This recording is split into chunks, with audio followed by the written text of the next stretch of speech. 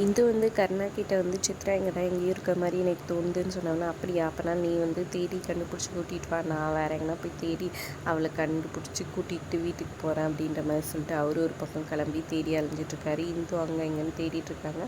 ஒருத்தர்கிட்ட கேட்குறாங்க, ஃபோன்லலாம் காமிச்சு யாரும் பார்க்கலன்ற மாதிரி சொல்கிறாங்க. என்ன பண்ணுறதுனே புரியாமல் குழம்பி போயிருக்காங்க. எங்கள் சித்ரா அவங்க எல்லாம் போயிட்டாங்கம்மா, சாமி கும்பிட்டுக்கோ நம்ம போகலான்னு, என் தம்பிங்கெல்லாம் வந்துட்டாங்கன்னு சொல்லி கூட்டிகிட்டு போகிறாங்க. அந்த லேடி கூட்டிகிட்டு காரில் ஏற்றிக்கிறாங்க. சித்ரா கொஞ்சம் சந்தேகமாக இருந்தாலும் போய்டுவோன்னு நினச்சி போய் காரில் ஏறி உட்காந்துக்கிறாங்க.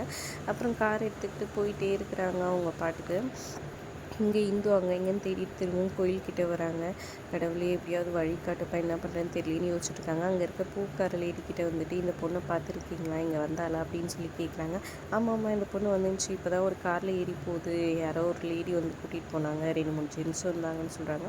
ஐயோ யார் என்னன்னு தெரியலையே, கடவுளே ஏதாவது வழிகாட்டுன்னு இப்படி பார்க்குறாங்க. அங்கே இருக்க கேமராவை நோட் பண்ணுறாங்க, கோயில் கேமரா.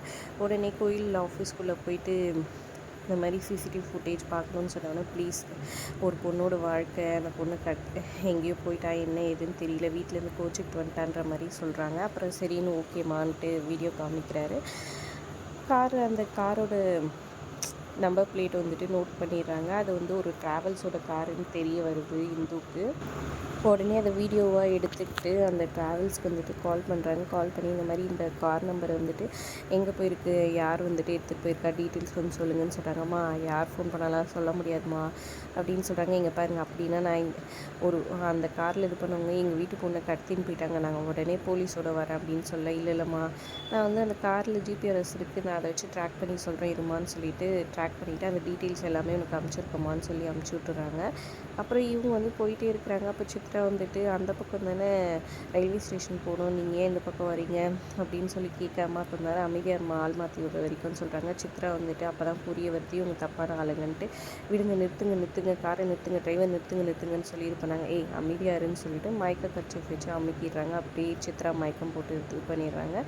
ஒரு பக்கம் இங்கே போயிட்டே இருக்கும்போது கர்ணாவை இது பண்ணிவிட்டு ரொம்ப வேகமாக இடிக்கிற மாதிரி போயிட்டு போகிறாரு அந்த டிரைவர். கர்ணா உடனே ஓவர்டேக் பண்ணி நிறுத்துறாரு. ஐயோ, இவன் தானே அண்ணன்னு சொன்னான், இவன் அந்த லேடி பயப்படுறாங்க. கரெக்டாக தம்பி, என் பொண்ணுக்கு உடம்பு சரியில்லைப்பா, அதான் கூட்டிகிட்டு போகிறதுக்காக இது பண்ணுறோம் அப்படின்ற மாதிரி கர்ணா சண்டை போட வந்தவர்கிட்ட இது பண்ணி விட்டுடுறாங்க.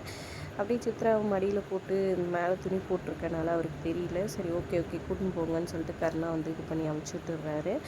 இப்படி போயிட்டுருக்க இந்து அந்த ஜிபிஆர்எஸ் வச்சுக்கிட்டு ஆட்டோவில் கிளம்பி போகிறாங்க அந்த எந்த லொக்கேஷனில் இருக்கிறவங்களுக்கு. இன்னொரு பக்கம் பார்த்திங்கன்னா, இங்கே இன்னும் பொண்ணு கூட்டிகிட்டு வர சொல்லி சொன்னனால சித்ராவோட அம்மா கதவு தட்டிகிட்டே இருக்கிறாங்க. தொடடின்ட்டு. அப்புறம் போனை கதவு திறந்துட்டு இன்னும் ஒரு 5 நிமிஷம், பாவம் அவள் ரொம்ப அழுதுட்டா, ரெடியாகி வரத்துக்கு ஒரு 5 நிமிஷம் அப்படின்னு சொல்கிறாங்க. சரி சீக்கிரம் ரெடியாகி வாடி, எல்லாரும் வெயிட் பண்ணுறாங்க. இவளுக்கு ரொம்ப திமிராயிடுச்சு, நான் போய் பார்க்குறேன் அப்படின்னு சொல்ல போனை தடுத்து நிறுத்துறாங்க. இல்லை நானே கூட்டிகிட்டு வரேன்ற மாதிரி சொல்லி அனுப்பிச்சி வச்சிடுறாங்க.